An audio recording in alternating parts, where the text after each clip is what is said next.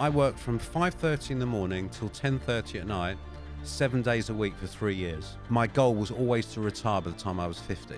And I was nowhere near it, absolutely nowhere near it. I was going to do 15 years work in 5 years. No one to run my business. I've got no location to stay in because they want me out.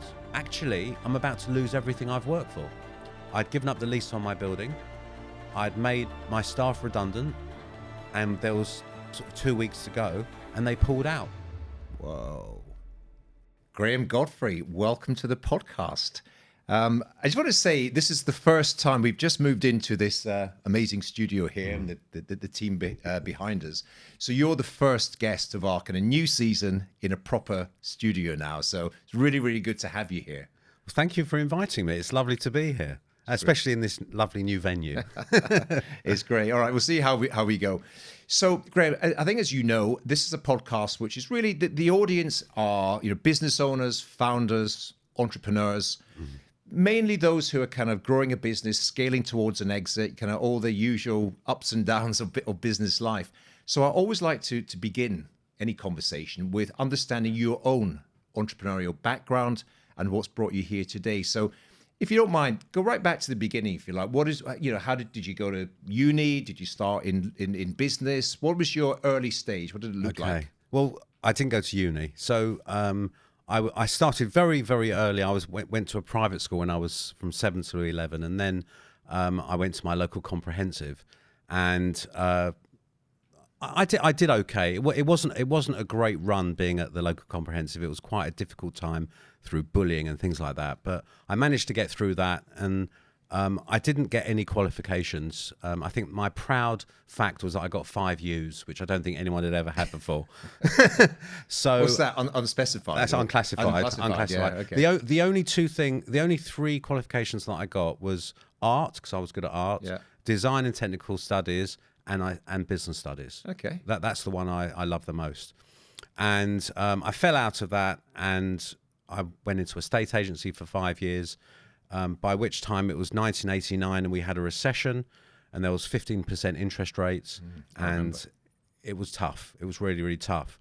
And things happened to me in a funny sort of way. When I employed a chap in the state agency, he couldn't get a job. I quite liked him.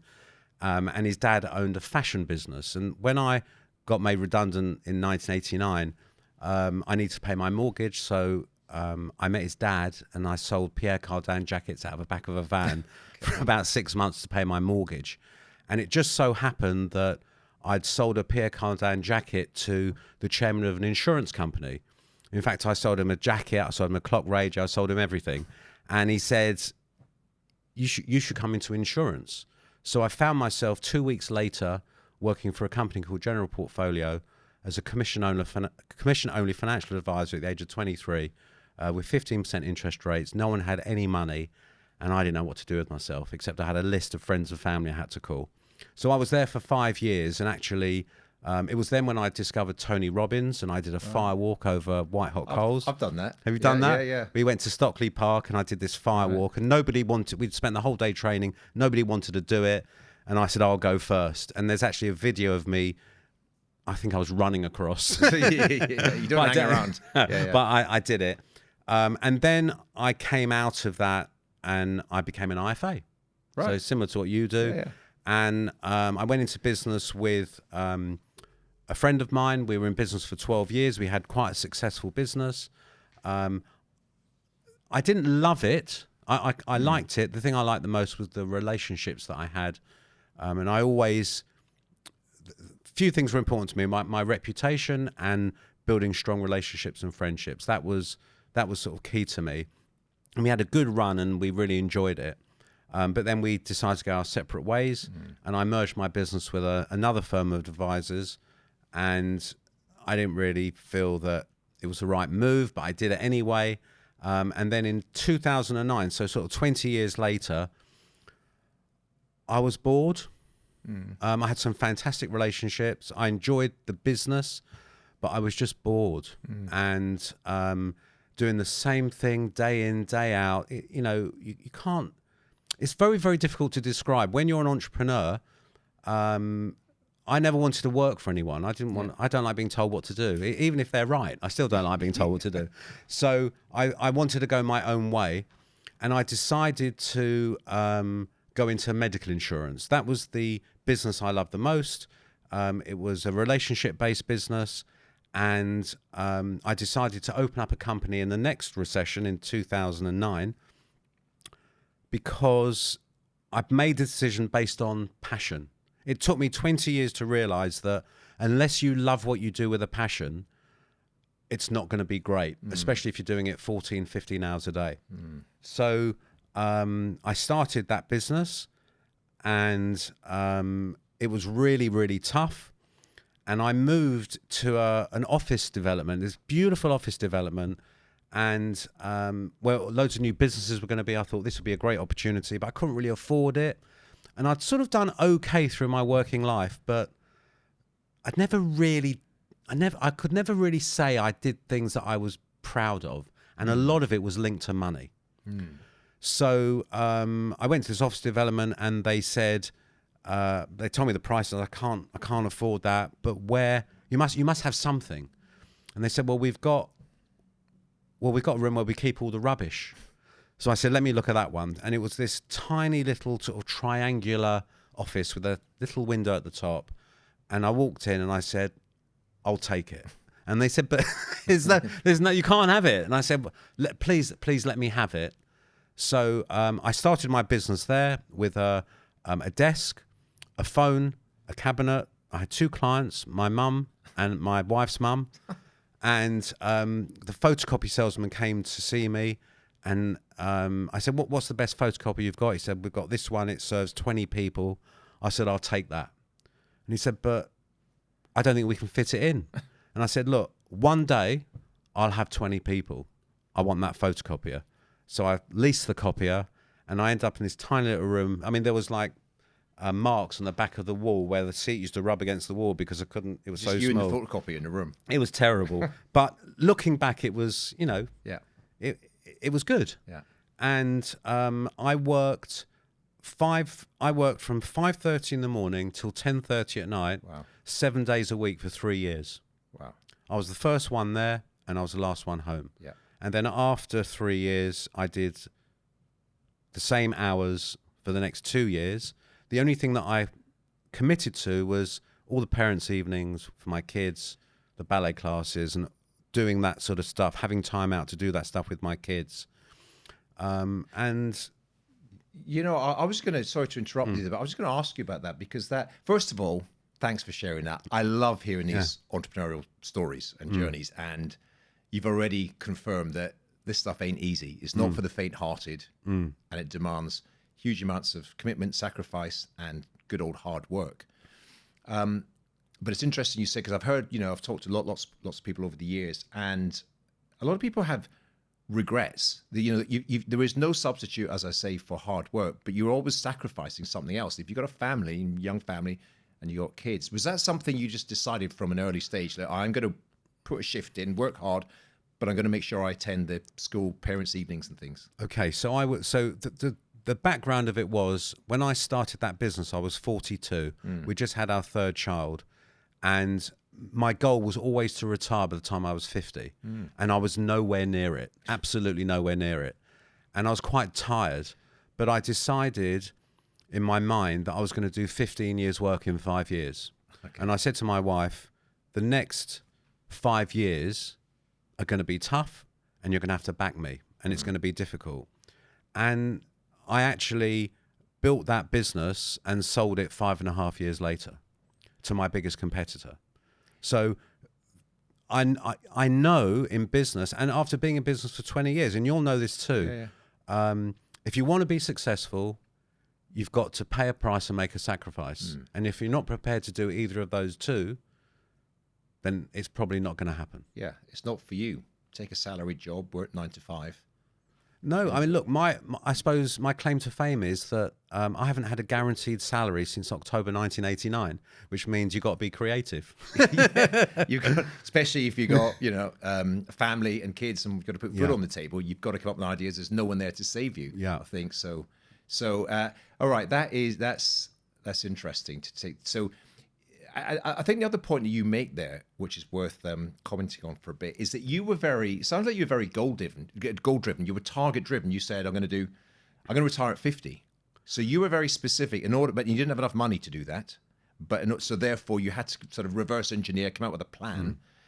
Did you think that through? Did you work out? I mean, you were working in financial services. Did you work out your numbers and say, in order for me to retire at 50, I need to earn X amount or save Y amount? Had you done that process? I had done that process, because I'd done that process for so many other people. Yeah. I mean, you'll know that. Yeah, for sure. Making sure that people are financially secure and protecting themselves in case anything goes wrong. So I knew my number. I just didn't know how I was going to get there. It was a horrible journey at times. I remember, I mean, we talk about taking income. I remember, I moved 4 times in that service office building. Then I moved to another building, and I had my own office and moved twice there. So I'd been in 6 offices in 5 years. And, a lot of the time you can't take a salary. Yeah, for sure. You got, I remember I read this amazing book called Winning by Tim Grover. Yes. And he talks about the dark side. And the dark side is a lot of people wake up at 2 o'clock in the morning, worrying until like 4.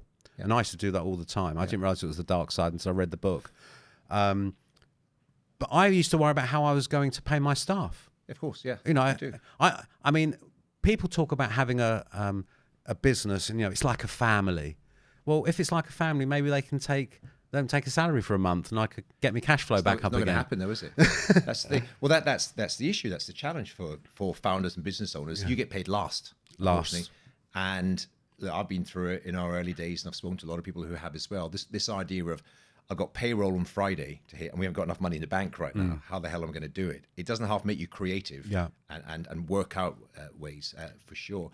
So yeah, it sounds pretty stressful, a lot of hard work, but you'd worked out you kind of your number, your end goal. Yeah, and we're going to come on to this as well. This kind of almost all entrepreneurs I know, they are goal driven. They don't necessarily always work out what an exit looks like, but they want to hit their numbers, grow it every year. I think that's really important. But you get to that stage, and did you were sort of there or thereabouts on your finances? You thought, I'm gonna, and you said earlier on you're a bit bored of the thing as well. So I'm interested now in the kind of process you went through to extract yourself from that business, and you sold it to a competitor. Tell me a little bit more about that journey. So what I realized when I went into medical insurance, I was a nobody. Nobody knew me, and I used to go to events and nobody knew who I was. So I realized that I needed to become somebody within the industry. Right. I had a mentor for many years, really lovely guy, never gave me any of his money, but used to give me some good tips.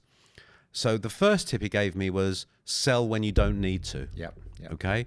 So when everything's going really well, that's the time to come out.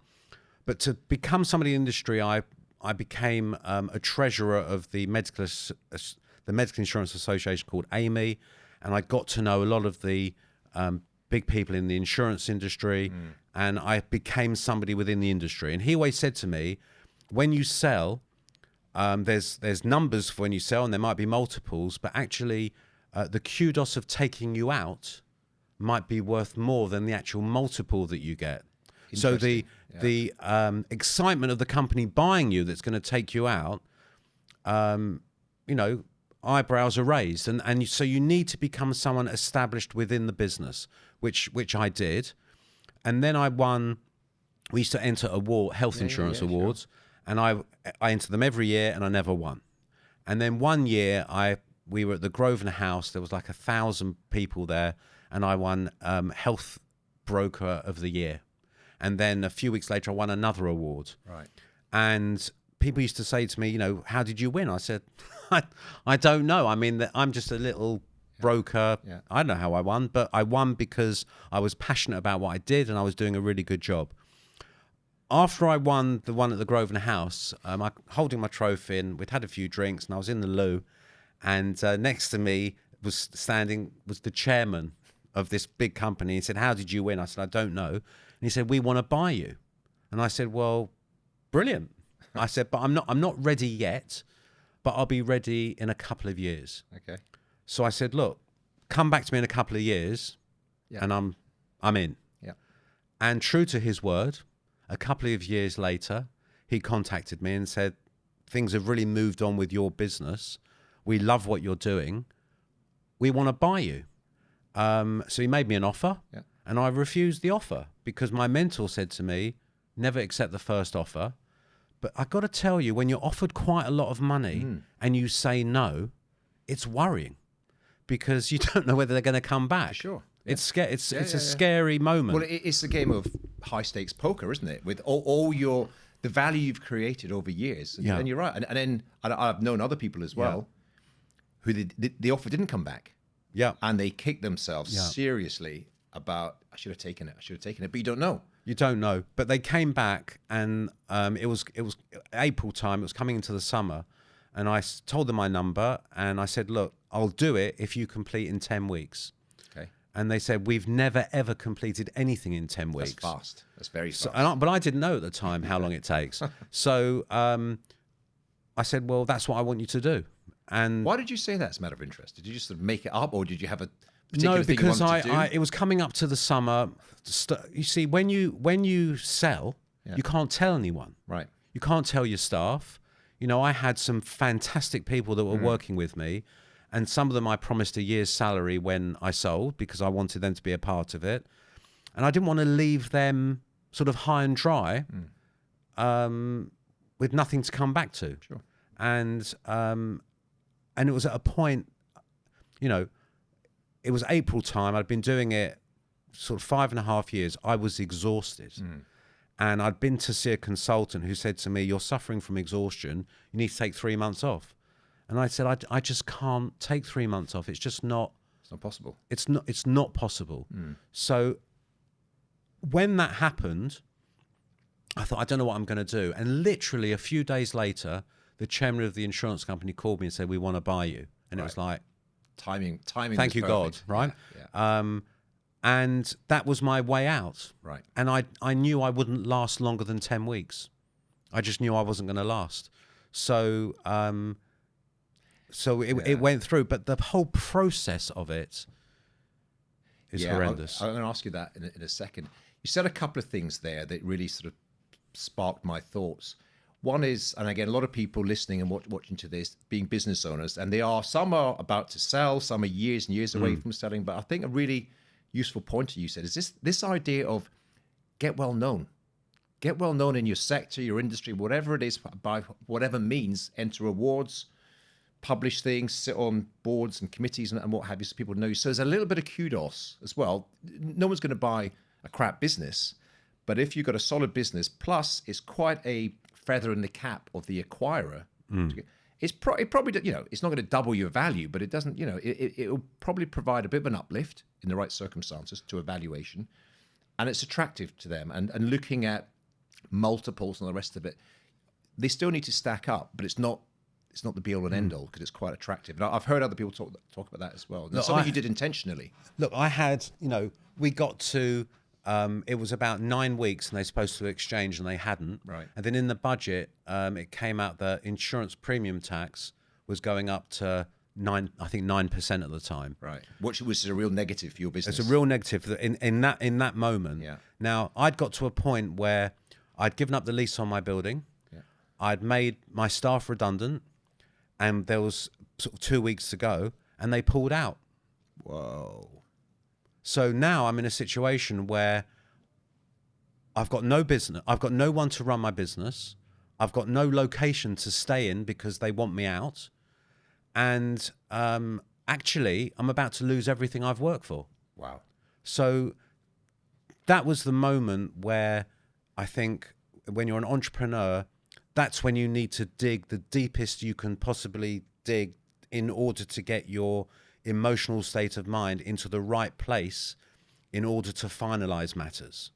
And I consider myself to be somebody, when everyone's running for the hills, I won't be, and you need to be standing next to me. That was my mindset.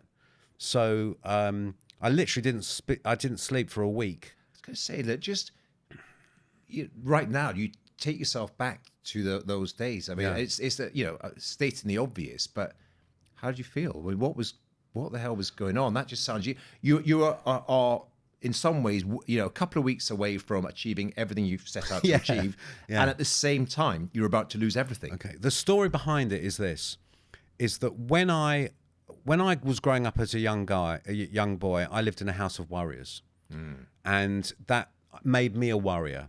As I was growing up, I always had sort of anxiety about, will it happen, will it not happen? Had sort of business anxiety in it, and it followed me everywhere. And I went to see a psychiatrist, and in those days it wasn't very popular going to see a psychiatrist. I went to see one, and he said, "Take these pills, and it will all be fine." And I said, "Well, I don't want to do that. I want to do it a different way." So for 25 years, I created a methodology for myself. I never told anybody on how to control my emotions and how to use all the negative stuff that happens. And imagine the draining anxiety and all that draining stuff, how to use it as a positive. So to know that things are going to be tough, but how can you turn it into something great? So I managed to create an unbreakable mindset through my whole working life, where I just knew it was going to be okay. I convinced myself it was going to be okay. So when I got to that point where I was probably the most desperate I've ever been in my life, I called the chairman. One thing I always learnt with relationships and friendships is be honest and be real. Right. Just tell the truth. Just tell the truth. Yeah. Just as it is. You know, just be you. Just be you. And I'd always had a good relationship with the chairman of this company, and with his sidekick, and the lawyers were going mad with each other and everything else, all racking up lots of cost. And I called him up and said, "Look, you've got to buy it." That's a good sales technique. Let's face it. And I meant it. Yeah, for sure. And a week later, they completed. Wow. But you go from that moment of desperation to a week later. Because I'd learned, this is what I do in my coaching, I'd learned how to control my emotional state of mind, and I learned how to get the best out of myself at the worst possible moment, which is what I coach. And you know this, but I never told any. I mean, when I did coaching, I sort of started to try it on other people, but that was my moment in my life where it was either going to go horribly wrong or it was going to go horribly right. And I would say it was the relationship that I had with them. Yeah. From the 2 years beforehand, when I'm in the loo and I'm holding my trophy, you know, they were dealing with somebody of substance, and they realized, which I understood, that fear of loss was their motivator. See, that's really interesting as well to me, in that when you begin, as you had done, to think and plan towards an exit and a financial settlement and all that, it's the relationships which count. And look, there's lots of different types of buyers that could be in, and quite often these are organizations which are more like institutional private equity type companies that you haven't really got a relationship with necessarily. I'm not saying that they are to be avoided by any means, but the fact that you had a relationship going back years, I think, and you knew each other, becomes a personal thing. It's a human to human thing, isn't it? Because of the insurance tax going up, the deal suddenly doesn't look as attractive to them. Just the numbers aren't going to stack up to the same way, but there's ways and means of getting things across the line. So it's really interesting you sharing that, because my God, I'm just listening, living through that with you for a moment. I don't think I've ever shared that. Really? No. Okay, thanks for sharing. I appreciate it, because you had to dig deep. Man, you had to dig deep to just to get through that, and all the things I hadn't slept for a week. That's crazy. So, and even that, so all your kind of immune system's down. You're not operating to the. It was horrendous. But you know, I'd say that as an entrepreneur, and maybe entrepreneurs listening to this or business owners listening to this, everyone's got a story where it's been tough and it's been difficult. But you shouldn't be on your own. Right. What's difficult with an entrepreneur with this entrepreneur mindset is we're a funny bunch. We really are a funny bunch. I remember I was having a conversation with this chap that I was coaching. He had been very, very successful. He'd exited 2 businesses, but the business that he was in now was it was all going wrong. And it was a brilliant idea. And we sat down, we were chatting, and he said, look, I need, you've got to give me something. And when he said that to me, I sort of drew on my own experience. And I remember saying to him, you've got to remember 3 things as an entrepreneur if you're building a business. 1, everything takes longer than you think it's going to take. 2, everything is a lot harder than you think it's going to be. And 3, everything costs a lot more money than you think it's going to cost. And as long as you understand those 3 things, you've got a chance. And I read somewhere, which I use a lot, is the price of leadership is loneliness, and you can't worry about what people are going to think or say about you. The price of leadership is loneliness, and you can't worry about what people are going to think or say about you. Yeah. Now, if you can get that into your head and understand that it's all going to be a lot more difficult than you think it is, then it becomes a challenge. And entrepreneurs love a challenge. That's for sure. And that was, he just said, I think that's all I needed. And we were actually having a 2-hour session, and after 20 minutes, he said, I'm done. So sometimes it is all you need. It's a bit of an unlock then. He goes, right, I've got that. Yeah. And it is, I agree with all those things. It is harder. It's harder than you, because we're kind of hopeful and optimistic. I think this will be quite straightforward, quite easy, this project, this challenge, this business. And guess what? It's 10 times as hard. But it always comes back to resilience then. I'm really interested in the moment when you complete it. So all the stuff, the lawyers complete the stuff. So money lands in your bank account? Is that kind of what happens? Or? Well, again, something I haven't really shared, but I'll share it with you. I suddenly got very worried about the money being sent to the lawyer. Right. I'm quite intuitive, and I get thoughts about things that actually happen later on. I don't know how, but that's how I'm made up. I got worried, and I said to the lawyers, it was 5:30 on 5:30 on a Thursday, I think, and I said, I want you to send the money to me, and I will pay your fees separately. Yeah. No, we don't do it like that. We hold the money, we take our fees, and we send you the rest of the money. I said, well, I don't want it to happen that way. So it did happen their way. We had a problem where the lawyer, just before completion, I had a call from my lawyer to say, they want you to confirm that once the money leaves them, they've completed. And I said, but it can't complete because I haven't received the money. No, that's what they want. They want to know that once it's completed, if the money then doesn't arrive, they've still completed. I'd never even heard, I'd gone through this whole journey. I never even thought that was a thing. And they said they won't complete unless you agree to it. Wow. And my lawyer said, you can't agree to it. And I said, how can I not agree to it? And they said they'll only send it to the lawyer. They won't send it to me. So I said, I agree to it. Just tell them I agree. And luckily, 3 hours later, the money appeared in my lawyer's account. But then I didn't receive the money until the Monday. So I had to wait the whole weekend to get the money on the Monday. And it turned out that the lawyers, not my lawyer that I was working with, but somebody else in the practice had been embezzling money. Wow. And they closed the firm down. And that could have been another situation where the money might have been transferred and I might not have got it. That's insane. That's insane. And your intuition was telling you something. It was. Whether that was just, you just had a feeling for it. And the day after I completed, on the Friday, I got dressed, 6 o'clock in the morning, got dressed, and I drove to my office. And I got a call from my wife to say, where are you going? And I said, I'm going to work. And they said, but you sold it yesterday. I was in such a routine of going to the office and going to the office. I was just on autopilot. And I literally remember turning around at like 6:30 in the morning and driving back and thinking, I've got absolutely nothing to do now. We're going to come on to that now. I'm relieved hearing this story again. It was a few years ago, and thanks for sharing it, particularly if you haven't shared it before.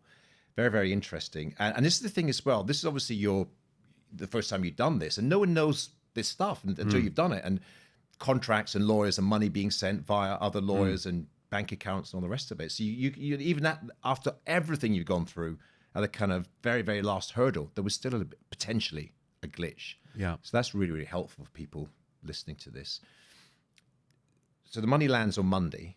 Yeah. It's in your bank. You check your bank account. Yeah. Whew, sigh of relief. Yeah. Money's arrived. Things completed. No longer own the business. What was it? Just a sense of relief? What else was going through your mind at the time? It's a really good question, Alan. So it's such a short question with a long, difficult answer. I'd say it was the first time in my life I had ever had a large lump sum of money. I'd actually become my client when I was in financial services. I'd become the client, and it was a massive sense of relief, a massive sense of satisfaction, because no one really thought that I would sell the company, the people that I was talking to. I mean, I was exit ready from the day I started that business. So it was a massive relief, and it was an incredible feeling. And I remember looking at my bank account the day before on the Friday, and then looking at my bank account on the Monday, and there were loads more zeros. So it was an incredible feeling. So that was great. I loved that bit. But when you win at something, it only lasts a very short time. You win. Yeah, I've won. What next? And although I'd secured my financial future, I was in a mess. I was getting 200 emails a day. On the Monday, because remember, they take everything. They take your email address. They take your email account. Everything. They take your website. They take everything. And also, you haven't told anyone yet. Although on the Monday, loads of letters, it was letters in those days, loads of letters went out and emails went out to all my clients. And 90% of my clients, I all had a great relationship with. So all of a sudden, I'm on the phone to all my clients. But there was in the warranties, they had, you can't speak to any of your clients for 3 years. Right. But they were all my friends. Yeah. So I had to, they had to sort of almost monitor the conversations I was having. So I'd explained what had happened, everyone wished me luck. In that week, I had 2 or 3 people that I knew pretty well who came to me begging for money. Within 2 weeks, I'd had several different offers to invest in other people's businesses. And you're very sensitive in those moments. And you're a target. For sure. And I think the thing that I had, which you'll realize, is I had a good financial advisor. I had a good relationship with him. I think that when you have a financial advisor, it's not just about somebody that invests money for you. They're almost like a trusted friend. Sure. And he kept me. I sort of knew what I was doing anyway because I'd been in that position, but I needed him more than ever. That relationship that I'd built up with him became more important to me than almost any other relationship I'd had, because I didn't want to lose the money. You know what? That's just so interesting what you say there. And obviously, in my day job, I've gone through this conversation and done that kind of mentoring type role for a number of people over the years. And there's a couple of things that come to mind there. One is if you're an exited entrepreneur, and particularly most of it is in the public domain, but some are high profile in the newspapers, and some are just, it just happened. Everyone else in your community knows about it. So you're getting inbound. You are a prospect now for all sorts of people. The other thing is, you are one way or another, you are not as emotionally stable. I don't care what the circumstances are, because everything in your life is different to what it's been for 5, 10, 20 years or more. And so you're not necessarily always going to make the best choices and best decisions at that time. And the other thing that you say, and I've heard a number of people say this to me, I'll often say, look, what's your single biggest financial concern right now? You're wealthy, your financial future is secure. The thing that always seems to come back when I ask that question is, I don't want to lose it. I don't want to lose this money. There's just a sense of, and we'll remember the times. It wasn't even that long ago. Banks were going out of business. Remember, there was all people queuing around the block and for Northern Rock and all the major banks, and so there's and that sort of memory it maintains to this day. And people saying, "What if you get all this money and it's sent by the lawyer and it ends in a bank account? What if the bank go bust now?" So there's a whole sense of other concerns and worries. So the idea of having someone just in your life that just you know and you trust and you get on, I think that's really important in those circumstances. So another thing that I always say to people is, whatever you do, kind of do nothing. Don't make any significant decisions right now. Let the dust settle. You know, sometimes you've got money. People get, oh, I'm going to buy a new car. I'm going to go to this. Well, maybe you can, but just don't do it right now. Yeah. Give yourself time to kind of readjust to this new world and new life. And I mean, we'll talk about that in a second in your new life. But other than this financial advisor that you had, who else was in your circle that you could speak to about this sort of life-changing circumstance? There wasn't really anybody because I was so exhausted, and the consultant had told me, you know, you need a rest. Right. I was finished. So and with all of the things that had happened up until that moment, I was just not in a good place. Everybody around me thought, oh God, you know, he's got the perfect life. He's sold, he's made the money. But I was not in a good place. One, I'd lost my purpose. Two, I'd lost the one thing that I'd actually built up that was successful, and it had gone. It felt to me like it had gone.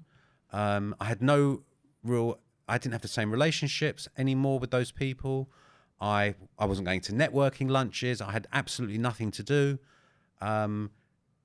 It was probably emotionally one of the worst times in my life. Wow. And I mean, it's amazing saying it out loud, but suddenly when you've got the money, it's no longer important. Us entrepreneurs, we have a strange way of thinking. We really do. But I had done work on myself through my whole working life. I had created an unbreakable mindset. You know, you think about the people that have never worked on themselves, had never worked on their emotional state of mind, had never worked on how they think. For those people, it's even worse. But it took me a long time to come back. You can't turn around to your friends and say, look, I've just sold out, making a lot of money. I made a lot of money, but I'm feeling depressed. It's like, and I'd done it by the time I was 49. So I'd actually a year beforehand. But my plan was flawed. And the reason my plan was flawed is that nobody else had retired. Exactly, yeah. So I was on my own, and I was calling people saying, fancy going out for lunch? And it was like, go out for lunch? Every time I phoned you to go out for lunch, you're always busy. What, you think I'm free now? So that's the thing, your friends, your contemporaries, they're at work. There's no one around. I was literally playing golf, and I wasn't particularly good at it, with 70-year-olds. I've heard this as well. Right. You find a new generation of friends who are 20 years older than you. And I realized that when you can't do something, you want to do it more. But I realized that the reason that hobbies are great is because you do them in your spare time in between work. But when suddenly that's the only thing that you've got, you get bored very, very quickly. Yeah. I remember I was sitting at home on the couch. I had absolutely nothing to do, which was bizarre because I'd been working since I was 16. I had nothing to do. And I said to my wife, right, I'm going to the West End. And she said, really? I said, yes, I'm going to the West End. And who are you going to meet?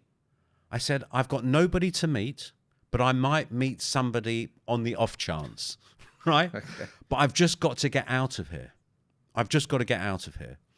So she said, good, while you're getting out of here, you're on rubbish duty. So you can stick the rubbish in the bin and then you can go. And that's all my life taking the rubbish out was about. Taking the rubbish out and going up to the West End with no one to see. It was bizarre. The whole thing was bizarre. And that's how I sort of got into coaching. Right. Because although I'd been studying human behavior for 30 years as a hobby. I loved doing all of that. And when you're a financial advisor, you know, the insurance world is a hard world to be in. And there's a lot to do with building relationships and communicating. You know, it's a fabulous industry to be in. So I'd sort of felt like I was always coaching my clients anyway. But when I came out of it, I started getting calls from people to say, look, I heard you sold. I'm thinking of selling, or I'm on that journey to selling. Can you give me some tips? And I started meeting lots of people. Right. And I realized that I was meeting lots of warriors. They were all had the same anxieties as I had, but they'd never spoken about it before. And I kept getting the same questions from everybody. So after 3 months, I set up a coaching business called Passionate About Business. And it was based on doing what you love. And if you're not doing what you love, work in a business that you like, but let that fund something that you love. And it was all about the emotional state of mind. It was all about passion and learning how to cope with life and business. It's all in the same pot. So that's interesting. I'm reflecting back on that. This was something that you hadn't planned to do pre-exit. No. It was another, challenge. People say before you sell, you should think about life afterwards. But a lot of entrepreneurs, they haven't got the time. They're just flat out. That's the point of it. You're creating a successful business. Is you're busy and your mind is constantly thinking about work. And then you think, well, I might not sell, and any number of different things happen. So you get to that point, which you did, and now you're out of it. You're walking around the West End trying to bump into people and taking the rubbish out. I've never told anyone that either. Okay, thanks. Thank you. But I hear that conversation quite often, and you're right. I mean, there's only so much golf you can play, and so you hadn't thought about it in advance, but you found yourself just on the receiving end of phone calls and things, and because you had a background in doing that work on yourself, you thought, well, I could help people. I loved it. Right. Because I was now in touch with my intuition. Right. I was told by others that because I had built a business from nothing and exited, I was somebody of worth and that had been through that whole journey. I hadn't just taken a coaching course and become a coach. I've never taken a coaching course, and I've never had an accreditation for coaching, because I don't believe that what I do, there is accreditation for that. So through that journey, I created my niche, and my niche is working with business owners and entrepreneurs who are at a crossroads, not sure which path to take, have lost their mojo, can't reveal themselves because it's bad for business. Their life and their work is all in one pot, and they've got absolutely no one to talk to because they can't get therapy, because in therapy or counseling don't talk about business, and they need someone to talk to. And I now focus my attention on that. I also do it in film, TV, sport, and music, because I had a music platform through lockdown, and I've done loads of different things. I had my own radio show, all sorts of things I've done since I sold. So these are the people that I connect with because they were like me. I think that's a very important point of this. You've done it. You've been on that journey. You've got the scars to prove it, and the medals and the trophies and the exit and all the rest of it. And you're right. When you are, you, as you said earlier on, we're a strange bunch, kind of founders and business owners, entrepreneurs, and there's a mutual understanding and respect. I might not know your business or the other person's business, but you're on the journey. I can feel your pain, and share your glory as well. Whereas, with all respect to accredited therapists and counselors and coaches and what have you, most of them haven't really gone through that experience. So all of a sudden, I can see why your services would be attractive to a lot of people, because there's not a lot of other people to share it with. I mean, your spouse, your other half, they can support you mentally, emotionally, but they don't necessarily know, in the detail of the business. Your lawyer, your accountant, your friends. It's difficult to find that person. So I could see the attraction. And this is obviously what you're doing now. Right? Yeah, it's the methodology that I practiced on myself for 25 years, I now use on others. Right. And people come to me with anxiety or with stress-related issues, all sorts of things. And when we go through these processes, they can't believe how simple it is and how effective it is, because it's just something that I created for myself that I now do on others. It's, people come to me and they're on the floor. I mean, I don't coach everyone that I meet because I have to connect with them. So if I don't connect with them, it's not going to happen. But even if I do connect with them and I know I can help, they have to go through a gritty and uncomfortable process so I can make sure that they can get through the process. But with most people that I work with, after 3 months, they go through a complete transformation, and they don't even know what happened. They just know that when they get, after 3 months, they just say to me, I don't even know, I can't even put my finger on it, but I just feel amazing, and I'm back. Wow. And then some people say to me, you know, I work with them for another 3 months to embed what we've done. So that's one side. The other side is life after exit. And that's, I get a bit emotional when I talk about life after exit, because it's something that, you know, is dear to me. But that's when a number of things happen. People don't sell because they don't know what's going to happen afterwards, or they're not ready, really. But when they do come to exit, some hit a brick wall straight away, which is what happened to me. Some people buy cars and houses and go on lovely holidays, and then they hit a brick wall. And some don't have the excitement of leaving their business. They have to do an earn out, and they'll work for the company that they've just sold, which is horrendous. Because the most important thing when I do pre-exit coaching is cash on the table is the most important thing. All the other stuff, your buyer will find lots of reasons not to pay you, and might make life difficult for you, and you may not last the course. So I do a 5-month program with those people to get them back. And I think you know a couple of people that I've coached or that have introduced. Yeah. And I've gone through this journey with them. And from that, I softly launched Life After Football. And that's for footballers that retire early due to release, choice, or injury. And they're young, and it's really tough for them. But this whole journey after you've exited is like the silent thing that nobody talks about. And it's hard. Yeah. And there's not a lot of people doing it. And I would imagine that, footballers, sports people, entertainers who've sort of the other side of their success and career, they go through similar, it's transition, isn't it? It's kind of, my life was like this, and I got used to my life like this, and now it's no longer like that. And it's a journey you go on, and back to that idea that I think people just like to express themselves, ask questions, get somebody who can relate to them, that they trust and can give some feedback. Often I think, having participated in some of this myself, they know the answers themselves. But I guess that's your role, to extract it and give them a path to go on. Yeah, I think sometimes, it's all inside us. We've buried it all. And we bury it in the strangest of places within our body. But yeah, look, some people, I say to people, think of the 3 most successful people you've met that won't need coaching in a million years, and they're the ones that need it the most. The ones that are hiding, right, and can't talk.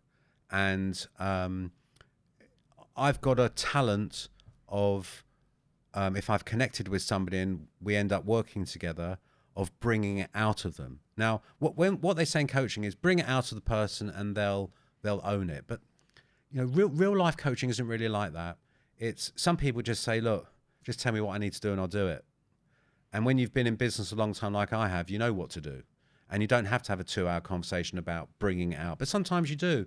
But sometimes we sit talking like this. Sometimes we'll go on a walk. We'll go walking for 2 hours. I've coached recently some business owners that have got ADHD, and they can't sit still for 15 minutes. And they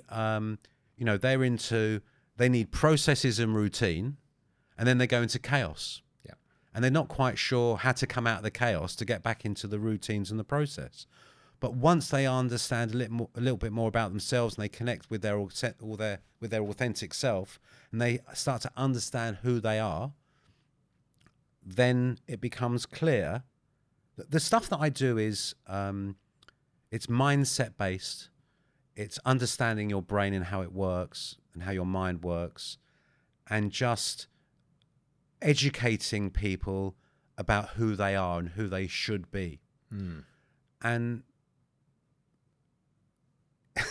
it is the most amazing thing in the world when you see someone go from the place they were in to the place they are. I remember when I started coaching, I spoke to a coach and I said, do you ever become friends with your clients? No.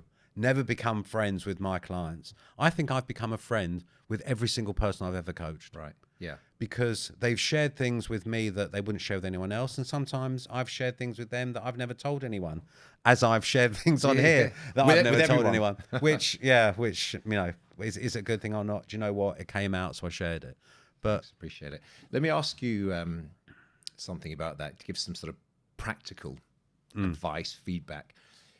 Like timestamp right now, we're speaking 2025. Let's face it, the business landscape is challenging. It is, I mean, it's always challenging, but it just feels that the vibe, everyone you'll know, and certainly people I speak to, and I say, it's tough. It's it's tough, and it's getting tougher. And the next year, 2-3 years,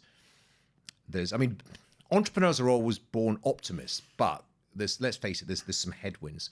So if someone's watching or listening to this right now and they're thinking, yeah, I'm all right, I'm getting through it, but my God, it's tough right now. What would your general sort of advice, guidance, suggestions to those people who are just finding it very difficult right now? Well, they're finding it difficult for a particular reason. The difficulty is there's two parts to this. There's the inner game, what's going on inside your head, and what's actually going on in the outside world. And we talk to ourselves all the time. All the time we're talking to ourselves. So if you're telling yourself it's tough and it's difficult and it's going to, then yeah, it probably is going to be tough and difficult. But there are ways in which you can talk to yourself to acknowledge that it's tough and difficult, but to convince yourself that there are opportunities ahead, because it has to be tough. Even when it's great, I think it's still tough. And it's about understanding what these problems are that you're facing and trying to turn them into understanding that they're disguised opportunities. I think most of the people that I've coached and I've had conversations with, it's turned out that the toughness was the bit that was the best bit. So it's understanding that good comes from good, but the best good comes from bad. And it's learning how to navigate your way through those periods, because those are the periods of opportunity, however tough it is. Because your only other choice is to leave and quit. Yeah. You're either in it or you're out. Yeah. So it's understanding what you can take and what you think you can achieve. And when you look back at things that you achieved when it was tough, you realize how good you actually are. And an example of that is confidence is created from the inside. Okay? So when you're faced with a situation, imagine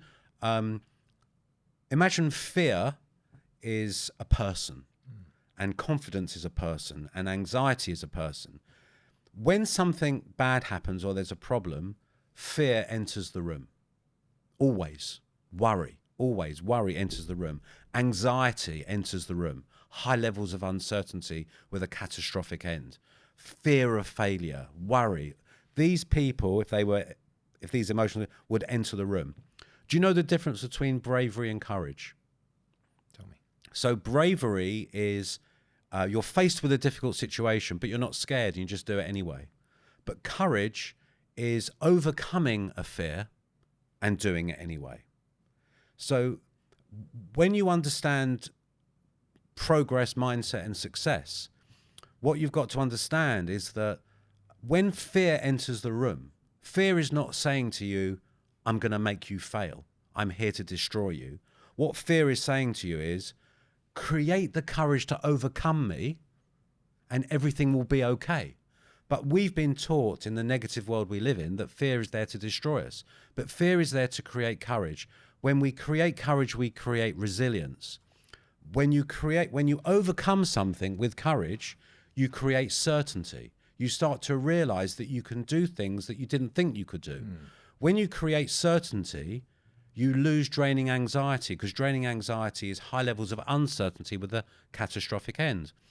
So what tends to happen, this is a long answer to your question, but what tends to happen is that if you understand that you need to be courageous when it's tough, you'll build resilience. The more you do it, your confidence will come out, because the more you do something, the better you become and the more confident you become. And then it's understanding how to become quietly confident and not overconfident. And once you start to make fear your friend and anxiety your friend, I often say, I like to go out for a cup of tea with upset, frustration, anger, fear, and anxiety, and sit around the table, have a discussion, and make them all my friends. Because once they become your friends, this tough world becomes an opportunity. And it's learning how to set that mindset into your being. Everyone is different, and realizing that actually you've probably got the biggest opportunity you've ever had. Yeah. And as an entrepreneur, that's the way you need to think. Thank you. I feel I've had a session with you right now. I was just thinking about various things myself. And it seems that everything's like a story you tell yourself, isn't it? And you can tell yourself, oh my God, doom and gloom, the country's going to the dogs, my business is probably going to go bankrupt, it's terrible. Or you can turn it around. It's up to you. So everything's in our head, isn't it? It's up to you to decide what it is. Although, let's face it, it's easier to say, harder to do. And I guess that's where you come into your own and help people. When I connect with somebody, look, what I've told you is explained in lots of different ways because everyone is different. But once I understand a person and we trust each other, and I take them through all of these processes, and there's many of them, and a change of routine, and there's lots of things that we do together. None of them are difficult. It's all relatively easy to do. The penny drops. Right. Some people go through a complete transformation in 2 weeks or 3 weeks. It's unbelievable. And some people, it takes them a bit longer.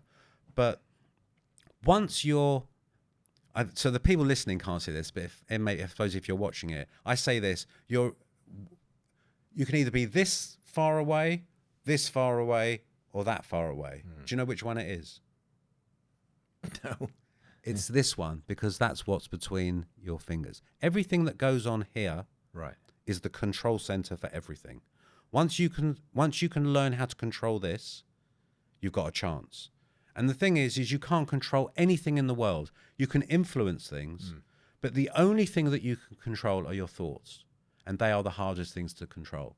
But once you learn to control those thoughts as much as you can, you've got the greatest chance of your life. And that's what I've learned through my whole business journey. And that's what I teach now. Really, really interesting. I think, thank you for sharing that. That is going to be so valuable to a lot of people who are, just maybe looking at the glass half empty rather than the glass half full right now, because, as I say, there are some headwinds out there.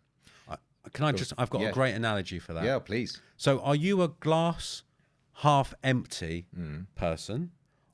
So a glass half empty is somebody that's pessimistic. Correct, yeah. Or a glass half full is someone that's optimistic. Yes. Which one are you? Full, glass half full. Okay. So when somebody asks me that question, are you a glass half empty or glass half full? I say to them, I won't accept your boundaries of what you think I am. Yeah. What I'd like to do is take a smaller glass and allow it to overflow. Okay. So what I'm saying is that go with who you really are and focus on that bit. Okay, that's interesting as well. That's not accepting someone else's definition of that. That's just a cliche way of saying, are you pessimistic or optimistic? Yeah. And you say, I'm neither of those. Right. I'm going to reframe the conversation. I'm not going to accept the question even. Yeah, because that's the conversation we have with ourselves. Yeah. We ask ourselves what if questions, especially early, 2 or 3 o'clock in the morning. And that's your anxiety That's your anxiety in full force, because anxiety asks questions that don't have an answer. And they're normally what if. Yeah. So if you change the question, or you change the conversation that you have, you change the meaning. And if you change the meaning, you change the outcome. But we all have I have terrible conversations with myself sometimes, and I have to stop myself from doing it, because our negative default position is worry. We all worry. I worry. Everybody worries. Is that a human condition? It's just we're kind of wired to want to worry. I think. I mean, I'm certainly no expert on this, but it goes back to our DNA and stuff. And when we were out there, and there was saber-toothed tigers and whatever. And so being alert to danger was all. The whole thing was just to stay alive, wasn't it, for most of our life. It's only lasted a couple of 100 years, and so, certain parts of the world it's still a challenge, unfortunately. So we are wired to keep our eyes and ears always looking out, effectively, for negativity, and so we tune into that as opposed to the positives, because that's what keeps you.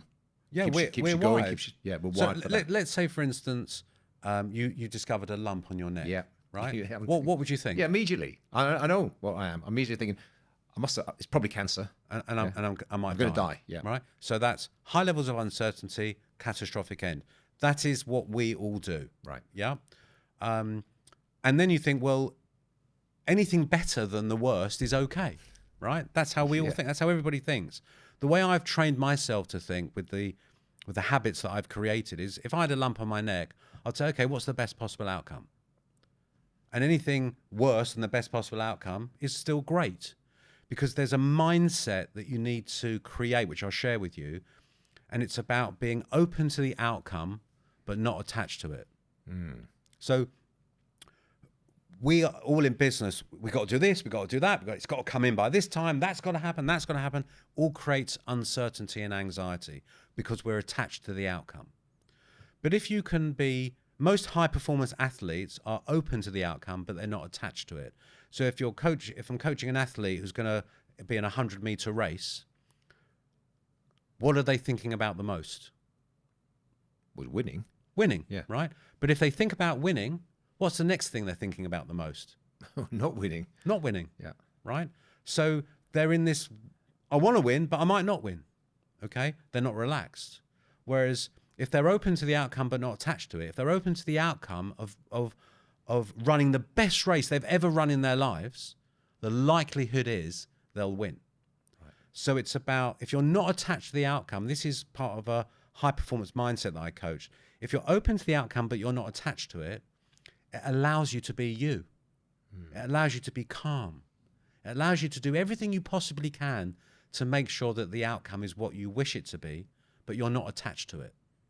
But that takes work, doesn't it? That to me anyway, that doesn't come naturally. No, if I was running that race, I'm just thinking about winning. Yes. But yes. So you need to just sort of go into the next level of thinking, I suppose, reflecting it and going through that process that you've just explained. Yes, and once you learn that, you realize that some of the most successful people I've ever met are the calmest people I've ever met, and the most relaxed people I've ever met, and the most carefree that I've ever met. And when you're planning an exit, if you can learn these things as you're growing your business, when you come to life after exit, you would have done a lot of work on yourself, and you would become the person that you've always wanted to be without the work. Get it. I get it.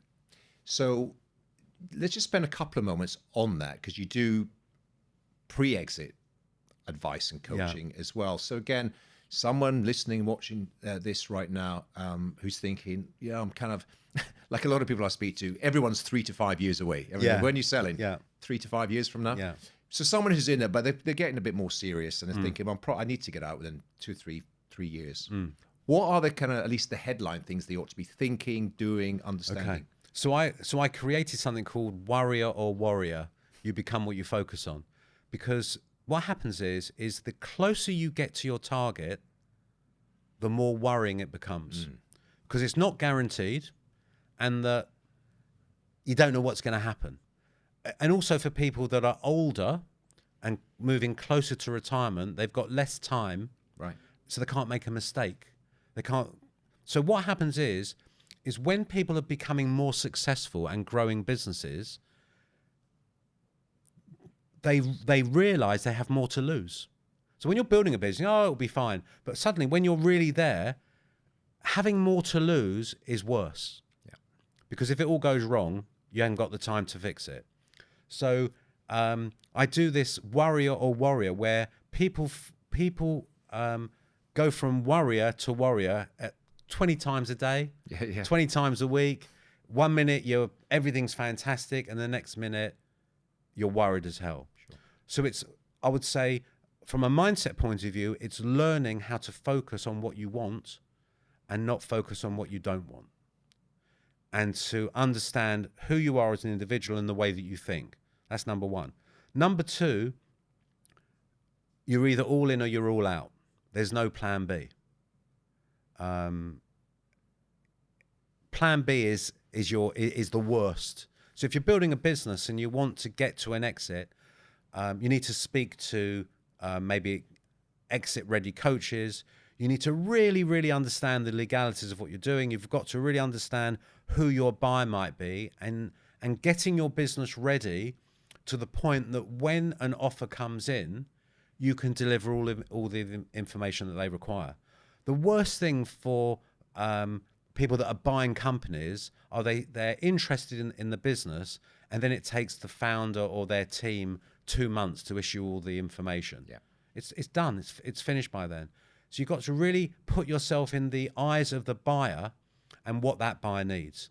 One thing that I've really learned a lot about is putting yourself in a position where you're redundant from the business. So if you're the founder or the CEO and you're running everything and you're pushing everything, bring in an MD. Yeah. Bring in somebody else that can do your job. And lots of founders and entrepreneurs, no one can do it the way I do it. Well, you need to find somebody that can.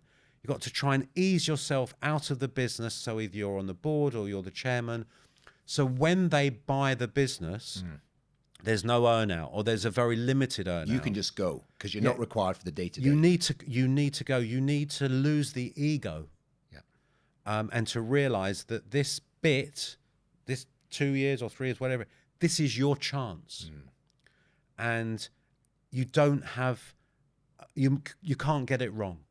You need to get it right. And you need to get some good advisors around you to help you do that, unless you think you can do it on your own. Which you can't.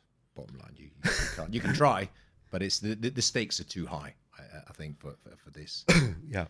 But let me, as we kind of head towards the end of this brilliant conversation, by the way, I've really, really enjoyed it. And my own mind is ticking over, I have to say. But what a lot of people are looking for, I started this podcast because I wanted it to be a resource for people who, I like and I get on with, and they're running businesses and they've got, as I say, the ups and downs.